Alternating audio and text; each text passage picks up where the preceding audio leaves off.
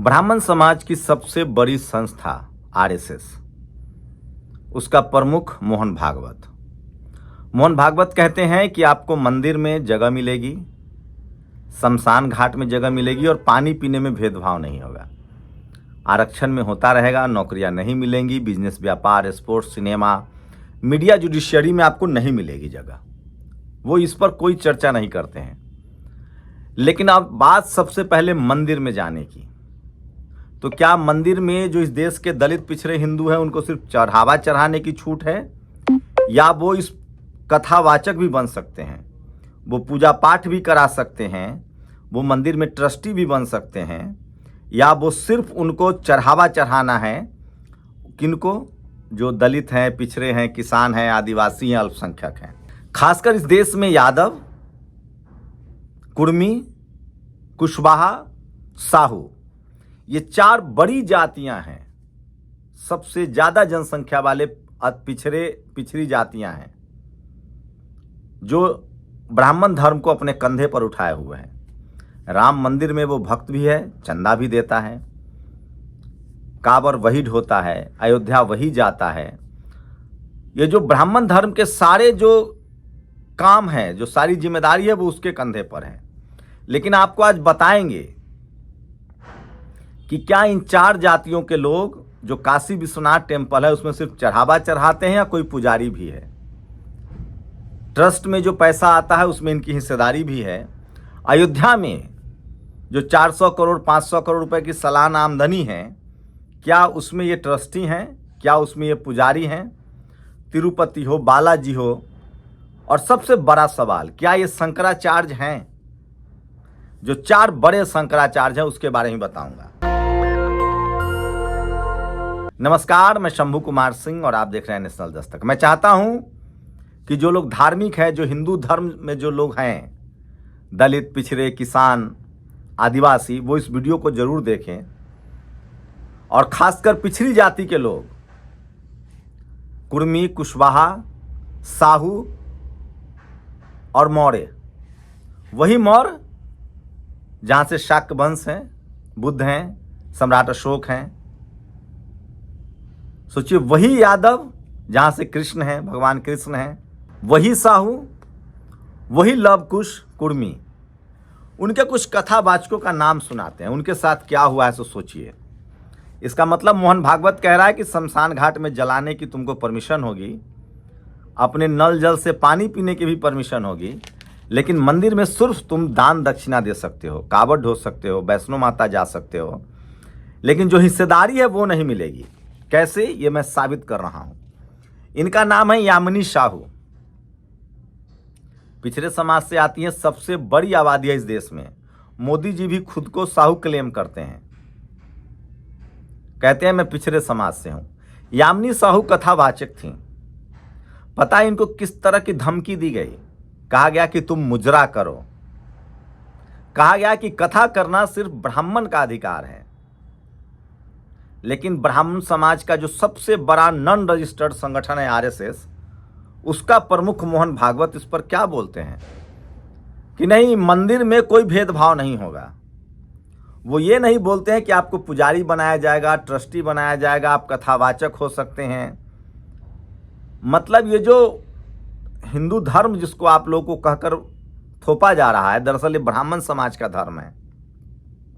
ब्राह्मण समाज ही इस पर टॉप पोजीशन पर है। जैसे वो जाति में सबसे टॉप पर हैं, इस धर्म के संचालन में भी वही टॉप पर है। पुजारी वो बनेंगे विश्वनाथ में टेम्पल का, जहाँ 90,000 तनख्वाह मिलेगी। अयोध्या की ट्रस्टी वो होंगे, पुजारी वो होंगे, दान पेटी की चाबी उनके हाथ में होगी। वो चाहेंगे कि किसका कहाँ जाएगा ये पैसा। तो साहू समाज खेल से बाहर है, कथावाचक नहीं बन सकते हैं। देविका पटेल, ये मध्य प्रदेश की कथावाचिका थी। इनको भी मंच पर सरेआम बेइज्जत किया गया कि नहीं, आप जाति से ब्राह्मण नहीं हैं, आप कैसे कथावाचक हो सकती हैं। वो सब कुछ किया गया जो एक महिला के तौर पे नहीं होना चाहिए था। और सोचिए, धार्मिक महिला के साथ हुआ। उसी मध्य प्रदेश में हिंदू रथ पर सवार होकर जो बीजेपी सत्ता में आई, पिछड़े समाज की नेता उमा भारती के साथ क्या हुआ, ये किसी से छुपा हुआ नहीं है। लोध समाज के कल्याण सिंह ने एक बार कहा था कि मैं पिछड़ा था इसलिए मुझे हाशिए पर डाल दिया गया। विनय कटियार कहाँ है आप सब जानते हैं। तो राम मंदिर में जिन लोगों ने अपनी जिंदगी की आहुति दी, जो कारसेवक बनकर या जो उस आंदोलन में थे, चाहे वो विनय कटियार हों जो कुर्मी समाज से थे, लोध समाज से उमा भारती हों जिनको मुख्यमंत्री पद से हटा दिया गया, जिनकी वजह से बीजेपी की वापसी हुई थी मध्य प्रदेश में, और ये तो छोड़िए मुख्यमंत्री तो छोड़िए, कथावाचक देविका पटेल को कहा गया कि आपकी जाति सूट नहीं करती है। उसके बाद यादव समाज से नफरत तो जग जाहिर है, क्योंकि लालू यादव, अखिलेश यादव, मुलायम सिंह यादव राजनीतिक भागीदारी के बड़े नेता हो गए। अब भगवान कृष्ण के वंशज क्लेम करते हैं ये लोग हैं। भले अलग बात है कि मथुरा मंदिर में इनका वर्चस्व नहीं है, अखिलेश जी अब अपने लिए अलग मंदिर बनवा रहे हैं, लेकिन इनके कथावाचक थे। आप सब जानते हैं कि उनके साथ क्या हुआ था यूपी में। मारा पीटा ही नहीं गया था जाति की वजह से, उन पर तो पेशाब करवाया गया था एक महिला के द्वारा, और बाद में उल्टा छेड़छाड़ का आरोप लगाकर FIR भी करवाया गया। अब एक नया बच गया था, शाक्य वंश, कुशवाहा, मौर्य, अब वो भी कमी पूरी कर दी गई है। सोचिए, ये पारस मौर्य हैं, ये भी कथावाचक थे यूपी में। भाई साहब, इनके साथ भी वही सब हुआ जो पिछले 4 कथावाचकों के साथ हुआ था। चाहे वो यामिनी साहू हो, क्या सुंदर नाम था, यामिनी साहू, देविका पटेल हो, चाहे यादव हो, चाहे पारस मौर्य हो।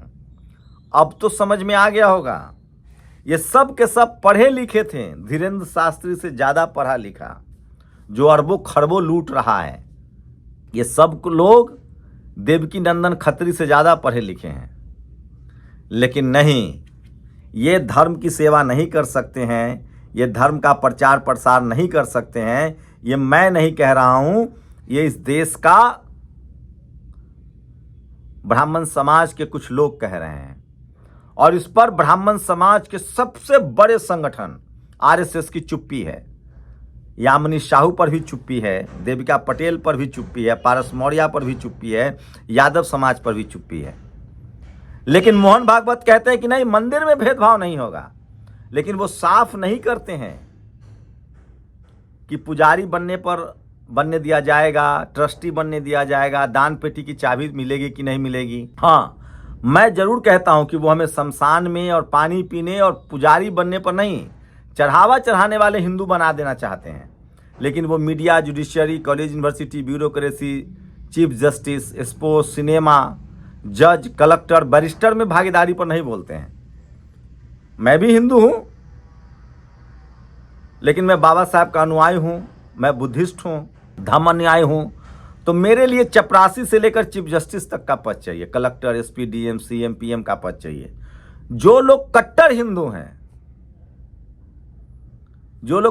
हिंदू हैं, उनके लिए सवाल है कि क्या आप सिर्फ चढ़ावा चढ़ाकर खुश हैं, या आपके बच्चे में अगर टैलेंट है तो वो कथावाचक बन सकता है।